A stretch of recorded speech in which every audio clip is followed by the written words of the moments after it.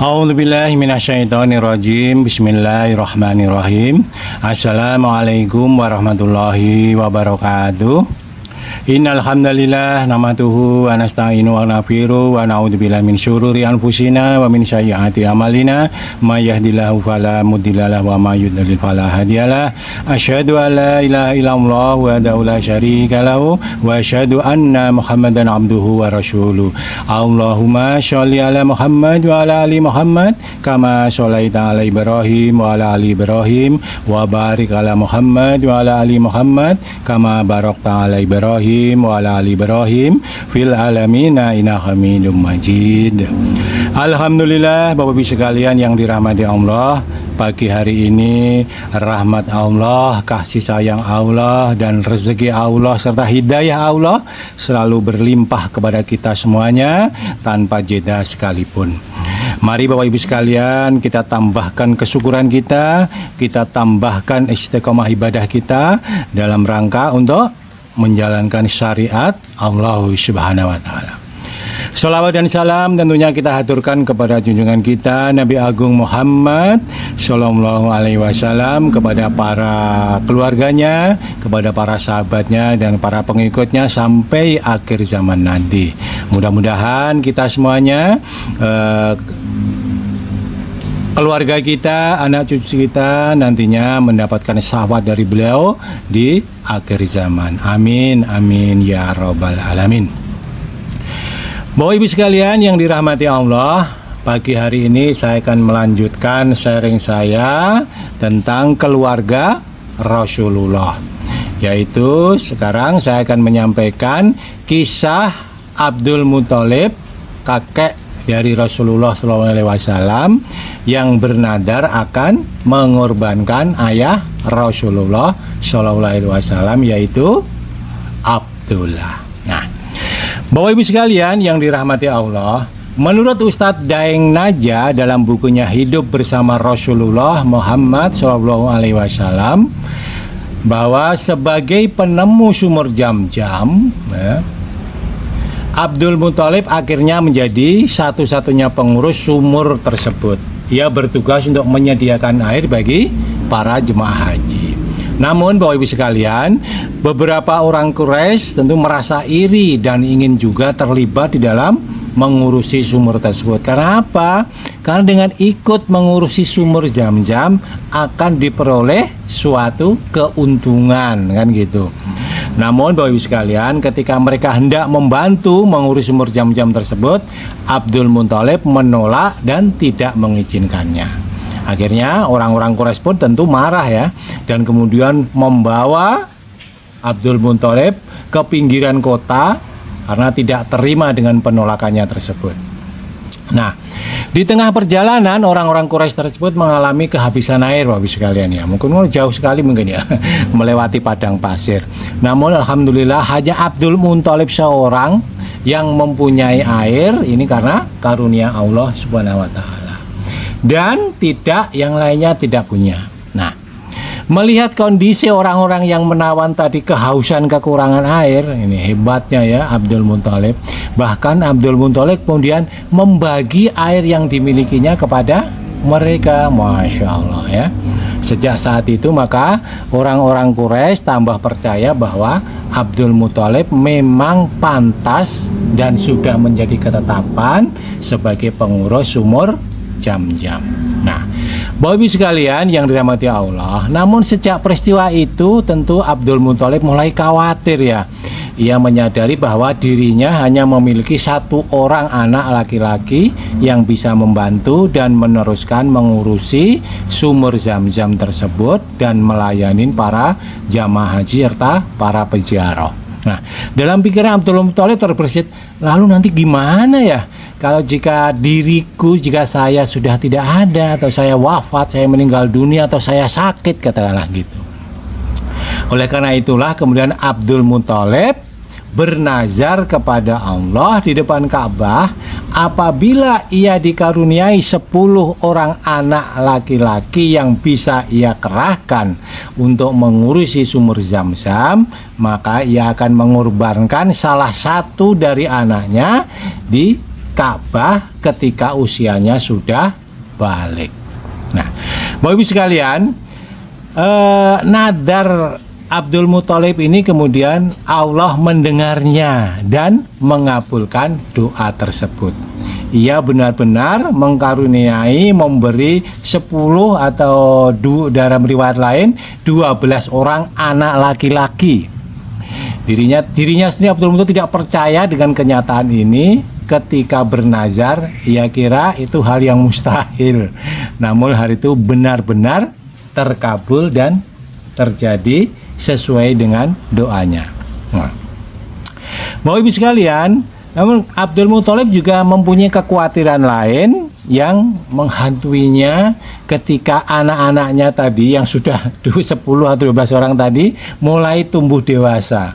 Ia selalu teringat, terngiang-ngiang akan najarnya yang pernah diucapkan kepada Allah Subhanahu wa Ta'ala kala itu, bahwa dirinya harus menyembelih salah satu anaknya, mengorbankan salah satu anaknya di Ka'bah. Nah, ya gimana ya kita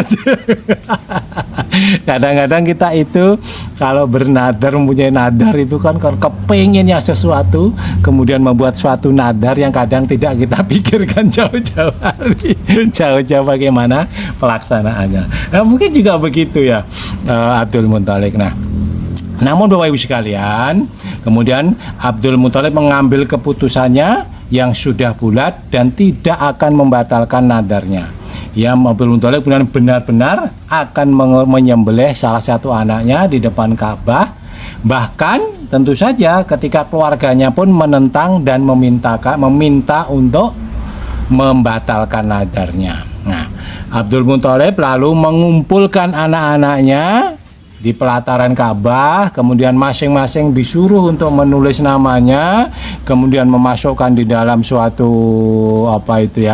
dalam suatu tempat undian, ya, memasukkan di dalam satu tempat undian untuk diundi, diambil salah satu nama siapa yang nanti akan terambil, dan itulah yang akan dikorbankan di depan Ka'bah. Ya, Masya Allah ya, pada saat itu ya seluruh anak-anaknya seluruh anak-anaknya Abdul Muthalib itu ya sami'na wa ata'na. Jadi ya sudah, itu keputusan ayahnya, semuanya melakukan dengan baik kan gitu. Kemudian hasil undian setelah diaduk-aduk, kemudian diambillah salah satu nama botol, di dalam botol itu diambillah oleh Abdul Muthalib. Betapa terkejutnya ketika tulisannya dibuka dan dibaca, sebab nama yang keluar adalah nama Abdullah. Abdullah itu adalah anak yang paling tampan dari ke-10 atau ke-12 orang itu, yang memiliki jiwa pribadi yang sangat santun dan baik ya. Dan ini yang menyebabkan adalah Abdullah memang yang paling disayang di dalam keluarga Abdul Muthalib.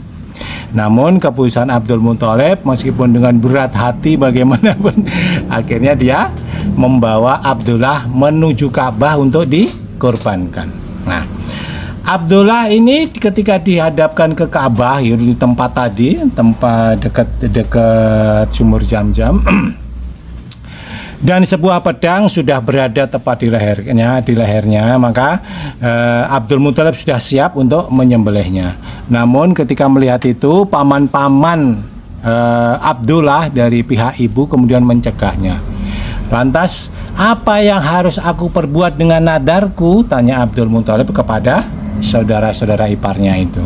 Nah, di dalam kisah lain disebutkan salah seorang laki-laki Quraisy menghampiri Abdul Muthalib dan berkata, "Wahai Abdul Muthalib, apa yang engkau lakukan di sini?" Dijawabnya, "Aku akan menyembelih anakku untuk menebus nadarku," jawab Abdul Muthalib.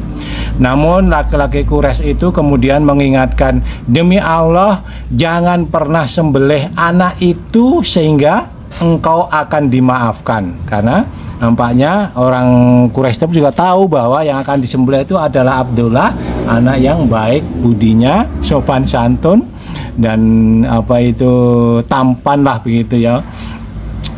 "Jika engkau melakukannya, maka orang-orang akan terus melakukan seperti ini. Ya, maksudnya apabila Abdul Muthalib nanti mempunyai nadar menyembelih anaknya, kemudian melaksanakannya, maka itu akan menjadi tradisi di suku Quraisy bahwa menyembelih anak sebagai penebus nadar itu boleh kan gitu. Maka akan diikuti oleh banyak orang nantinya gitu. Hal seperti itu mungkin akan belum pernah dilakukan ya, belum pernah terjadi. Memang pada saat itu orang Quraisy memberikan satu peraturan diat itu menebus nyawa seseorang dengan 10 ekor unta ya. Itu kalau dia perang atau apalah gitu ya.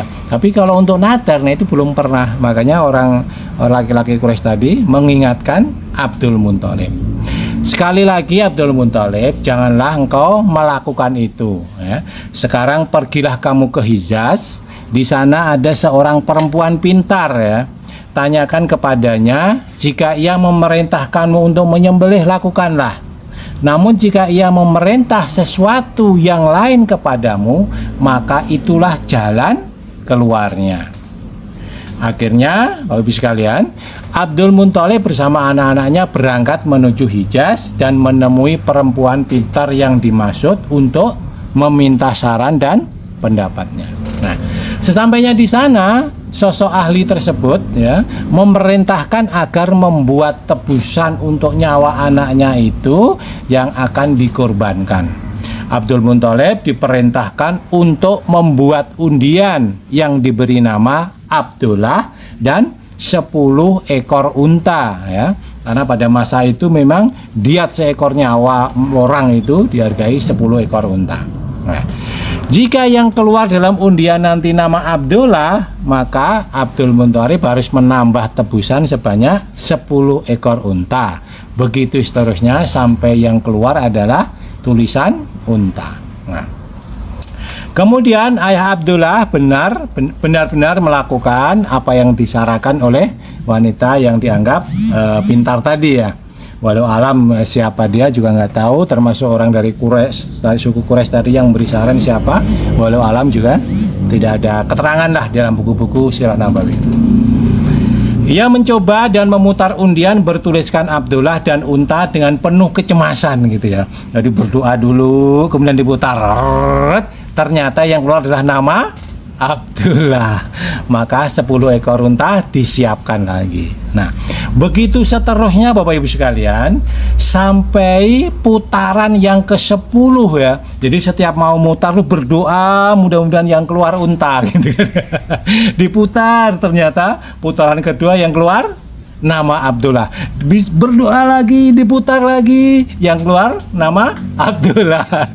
Putaran ke-7 berdoa lagi ini. Kemudian diputar lagi, yang keluar tetap Abdullah Bapak Ibu sekalian.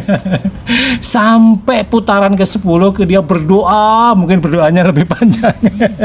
Berdoanya lebih panjang, kemudian anak-anaknya juga ikut berdoa, keluarganya ikut berdoa itu kan ya. Kemudian diputar, yang keluar tetap adalah Abdullah Bapak Ibu sekalian. Pada putar maka 10 ekor unta disiapkan lagi. Sampai pada putaran 10 berarti berapa? Sudah 100 ekor unta disiapkan, tetap keluarlah nama Abdullah. Nah, Bapak Ibu sekalian, Abdul Muthalib tidak putus asa. 100 ekor unta, wah gitu. Disiapkan lagi 10 ekor unta lagi. Maka dia berdoa lebih panjang lagi gitu kan ya. Keluarga juga berdoa lagi, kemudian memutar pada undian ke-11, maka tulisan yang keluar tuh ada tulisan unta. Alhamdulillah. Kali kalau kita ya, Allahu Akbar tuh kalau kita. Walau alam dulu Abdul Muthalib teriaknya seperti apa ya. Artinya Bapak Ibu sekalian, Abdul Muthalib dan keluarganya harus menebus nyawa anaknya Abdullah yang akan dijadikan penebus nadar itu dengan 100 ekor unta. Masya Allah ya. Kalau 1 ekor unta yang biasa itu harganya berapa kira-kira kali ya? Mungkin 1 ekor unta itu ya sekitar 50 juta sampai 100 juta kali ya. Ada yang sampai 200 juta sekarang ya. Bayangin dikalikan 100 berapa gitu ya. Orang-orang Quraisy yang hadir pun berkata, "Wahai Abdul Muthalib, itu pertanda bahwa Tuhanmu sudah meridhoi bahwa putramu Abdullah ditebus nadarnya dengan 100 ekor unta." Namun Bapak Ibu sekalian, Abdul Muthalib yang kekeh ini ternyata belum yakin. Ia kemudian berkata, "Tidak, aku akan mengulangi undian ini sampai 3 kali," katanya. Maka kemudian diputar lagi, putar ke-12 dan putar ke-13, yang keluar adalah nama unta. Ya, ini dijelaskan dalam Sirah Ibnu Hizam. Nah, Bapak Ibu sekalian yang dirahmati Allah, akhirnya 100 ekor unta disembelih oleh Abdul Muthalib dan keluarganya sebagai pengganti nazar kurban anaknya yang bernama Abdullah, sebagaimana dikisahkan dalam Ibnu Hizam dalam Sirah Nabawinya. Nah, Bapak Ibu sekalian, Fatimah binti Amr binti Aid bin Imran bin Makhzum bin Zakoh bin Murrah, yaitu ibunda Abdullah, ya, sangat bersyukur, ya tentu saja lah sangat bersyukur sekali karena putranya tidak jadi dikorbankan.